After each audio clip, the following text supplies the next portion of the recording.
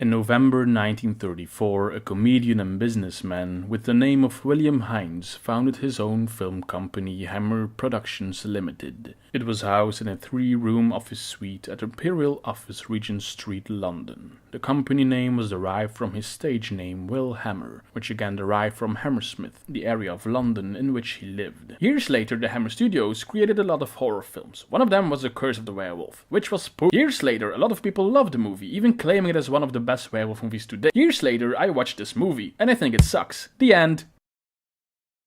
If you like this boring, nonsensical and horribly paced intro, then you're going to love The Curse of the Werewolf.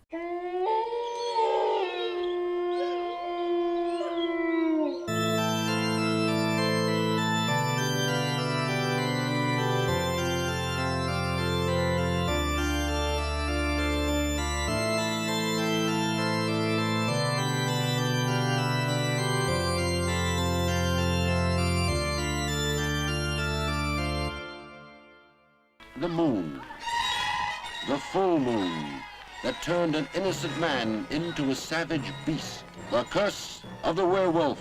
I fucking hate this movie. There, I said it. You can close the video if you want to. I wouldn't blame you. Anything having to do with this film is a waste of time. But if you're wondering why I think this film is such a horrible piece of shit, make sure to stick around, folks, because I'ma try to explain it to y'all. So from the late 50s to somewhere in the 70s, the British Hammer Studios released many horror films, bringing several of the old Universal horror monsters back to life. Of course, there had to be one about a werewolf too. So in 1961, the studio released The Curse of the Werewolf. The movie looks pretty good and sounds pretty good.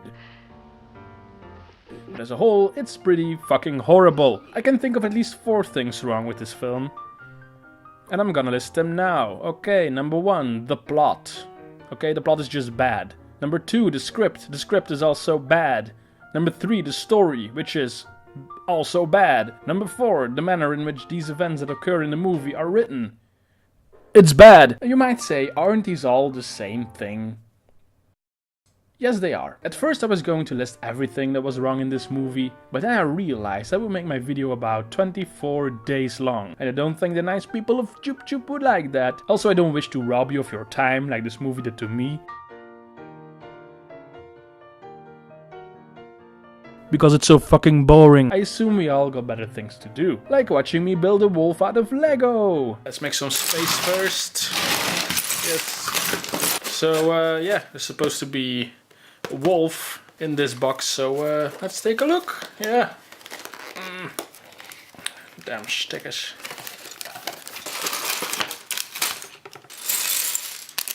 It's not even in the book.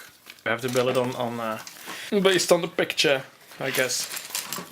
Seasons change, time passes by. I think this is supposed to be it.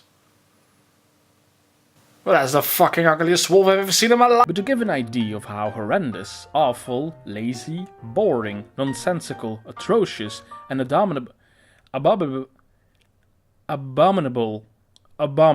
the plot is, let me just go over the prologue of the movie, as in everything that happens before the actual story begins. Now, seeing that the script is based on Guy Endor's novel Werewolf of Paris, the movie is set in the lovely country of Spain.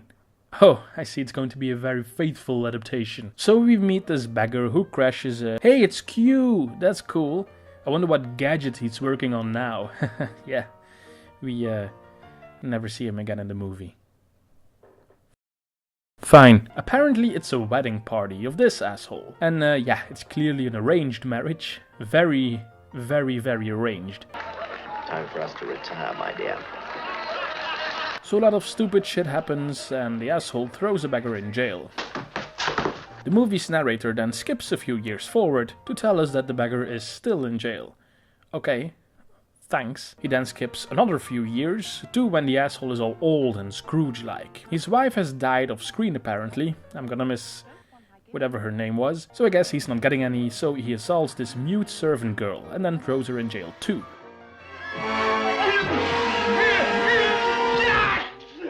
The beggar then rapes her and then dies. Oh really? The servant girl then attacks the asshole, who dies, and then she escapes and lives in the woods for months. Just at the exact moment she's about to drown, the movie's narrator rescues her. That's great timing. But hey, he's the narrator, he probably juiced the story up to make it more dramatic. It makes me wonder how he knows all the events that preceded this, seeing that the servant girl is mute and illiterate, but then I remember that I don't care. The servant girl gives birth to Leon, our protagonist. Yeah, I wish. And then dies too. Oh, come on, movie. At this point, even R.R. Martin would say, "Boy, a lot of people are dying in this flick. At least you care about the characters that I kill off." Hey, that's a good point. Thanks, Martin. Now shut up and work on your book. We skip some years ahead again to see Leon growing up and acting a little strange. I kissed it, and I tasted something warm. Must have been the blood, but it tasted sweet. Also, some animals are found dead in the area. Very nasty. Putting all this new information together, it's not hard to figure out what's going on. Also, looking at the movie's title, I'm pretty sure Leon is the Blob. Of course, because only a gelatinous mass of jelly from space could have made those wounds. The priest then tells the narrator that Leon is either the Blob or a werewolf and that only love can save him. Little Leon has no real father or mother, and yet he needs their love and care far more than any normal child.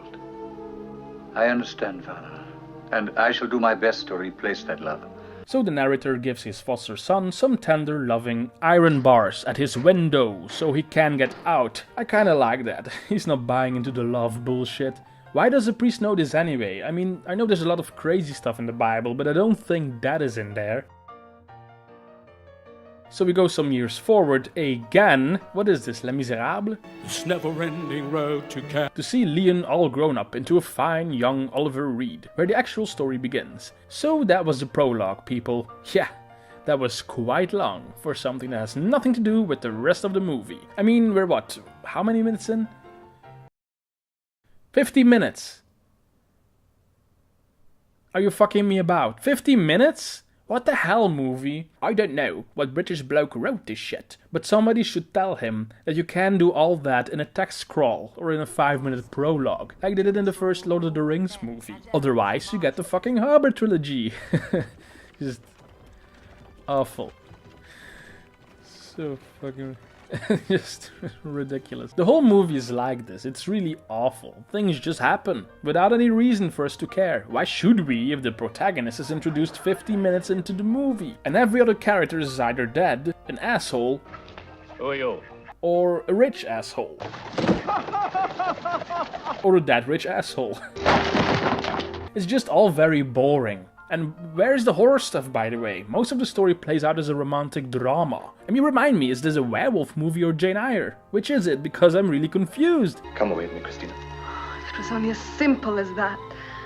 I love you. Oh, no. And what is up with Oliver Reed in this movie? I mean, he's a great actor, but what is he even doing here?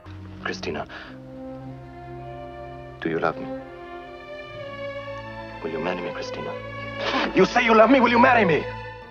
Why does he look like a constipated William Shatner in a Spanish soap opera here? I read reviews of people praising his performance, but it's so over the top. How is this good? Did I change? My face changed. At times I'm even convinced that's not Oliver Reed at all. Like they replaced him with something that just looks like him. Oh wait, no, that's Gladiator.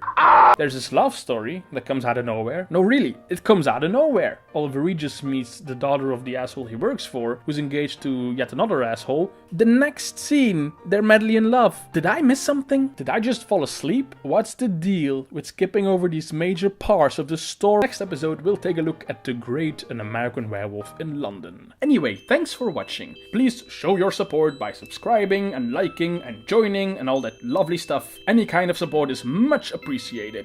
Thank you for watching. See you in the next one.